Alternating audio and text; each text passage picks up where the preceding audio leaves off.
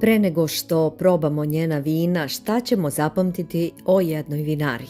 Na primjer, priču o etiketi sa 4 petla koju je specijalno za Chianti Classico Gran Selezione za porodicu Ferini uradio njihov prijatelj, poznati umetnik. 4 vesela petla predstavljaju 4 crvena vina vinarije La Sala del Torriano u Toskani u čuvenoj Chianti Classico oblasti. Tu se priča o petlovima ne završava jer je crni peto simbol regije, pošto je po legendi, zahvaljujući njemu, Firenci pripao veći deo ove oblasti u rivalstvu sa Sijenom. Chianti Classico Gran Selezione je ujedno i najvažnije vino vinarije koje se proizvodi od grožđa iz jednog posebnog vinograda. It was the first vineyard that, my mother actually planted in the early 70s or late 60s. I like to say it is the easier wine to make it because, you do not do anything.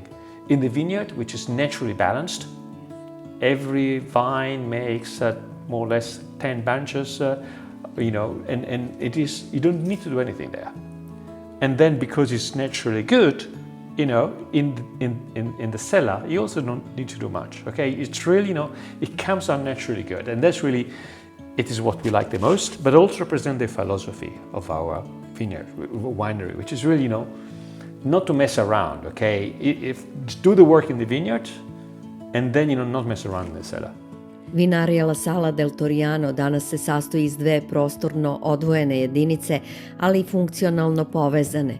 Il Torriano se nalazi na brdu, na putu prema zamku Bibione u srcu Chianti oblasti, a La Sala u malom okrugu zvanom Ponteroto, 20 km od Firence. Vlasnik vinarije nam otkriva razloge za spajanje ove 2 celine.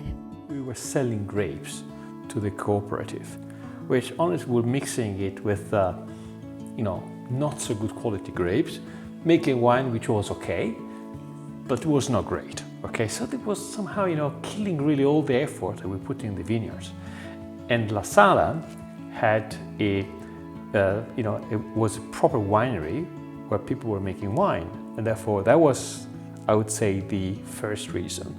And the second reason is that when I went there and visited, I met one guy who at the time was 29, 30 years old, was the winemaker.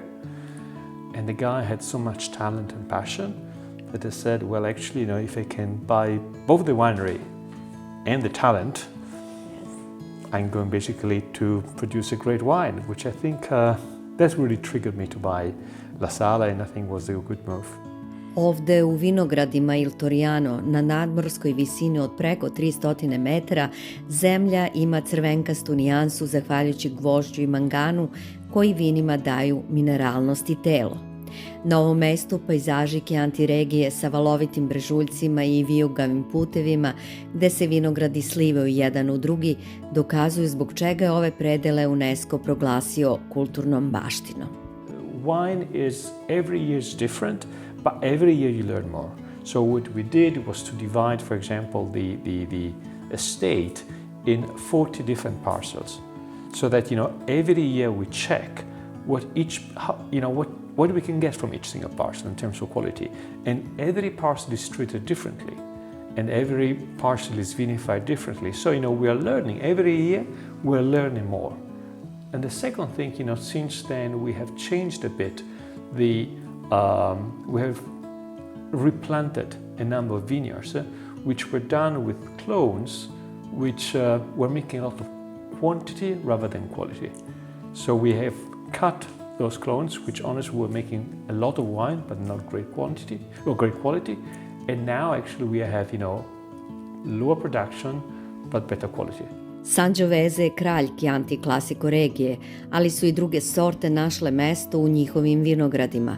Merlot i Cabernet Sauvignon kao internacionalne, ali i lokalne Colorino i Punitello, o kojem postoji i posebna priča. Punitello is a very unique grape. There is not much. And it was used in the past in order to add color and tannin to Sangiovese. But now, with climate change, you no longer need it. So what we did was to try to find a way we can vinify Pugnitello in a way which is good. Let's try to use amphora, but not normal amphora. The amphora which are produced with the clay in this area, which is very special and allows a lot of oxygenation. So just to give you an idea, the transpiration of this amphora is 10 times more than the normal amphoras. And so by making this very special kind of process, we made a bottle which is called Cinque Filari, 5 rows, that's what it means, which we think is super, super, super good. I'm very proud of that because, from one side, it tells you a lot of philosophy. We really, we like our tradition and we want to stick to our tradition, but also we want to make a wine which people like and can enjoy.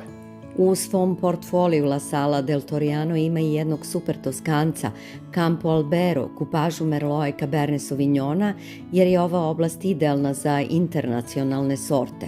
Na veoma inspirativnoj degustaciji predstavljena su 5 vina koja svako na svoj način izražava bogatstvo Chianti Classico oblasti, jedne od najstarijih po proizvodnji vina u Italiji.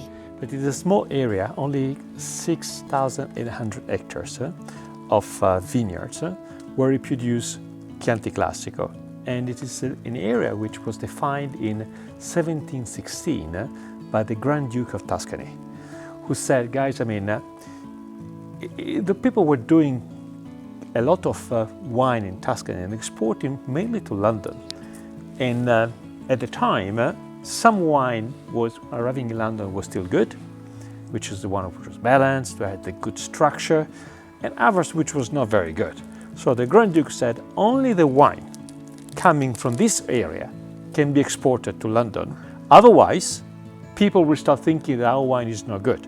So only the good wine can export. So that tells you that, for the last 400-500 years, 600 years, people have always been producing good quality wine here. Budućnost će možda vinare postaviti pred nove izazove, ali se po rečima vlasnika La Sala del Torriano, njihova vinarska filozofija neće promeniti što se tiče proizvodnje kvalitetnih vina. Svaka godina i svaka berbe je prilika da se proizvodnja poboljšava, a ideju o stalnom učenju Francesco Ferini dokazuje i svojim ličnim primerom, jer je upravo završio master u Bordeaux. I think people tend to think that what they do in their own area is always the best. I am a bit more humble, and I think that, you can always learn. So I think that, it's great to learn. I'm 62, and I still think that there is room to learn. When I will stop learning or thinking that I know everything, I think that, the better part of my life will be over. So I will keep learning as long as I can.